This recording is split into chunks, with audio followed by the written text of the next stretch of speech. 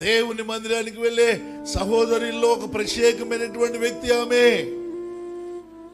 ఏమని నిజంగా ప్రార్థన పరురాలు, నీతిమంతురాలు, భక్తురాలు. ఏమని నిన్ను గురించి వేరేగా చెడ్డగా మాట్లాడుకోవడానికి ఎవరికి అవకాశం నీవు ఇవ్వకూడదు. నా ప్రియమైన దేవుని బిడ్డలారా గమనించండి, ఇక్కడ అబ్రహాము దగ్గర నుండి దేవుడు కోరుకున్నది ఏంటంటే నిందలేని వాడిగా నడుచుకున్న సన్నిధిలో. ఏమండి నీవు నింద తెచ్చుకోనవద్దు, ఏమండి ఒక వ్యభిచారని ముద్ర వేయించుకోవద్దు, ఒక త్రాగుబోద్దు దేవుని మందిరానికి వెళ్ళినా ఏమండి ఇంకా త్రాగుడు మానడు అనే ముద్ర వద్దు, ఏమండి దేవుని మందిరానికి వెళ్ళినా ఏమండి జోదం మానడిద్దరు అనే ముద్ర వద్దు. దేవుని మందిరానికి వెళ్ళే ప్రజలను దేవుడు దీవించడానికి సిద్ధంగా ఉన్నాడు.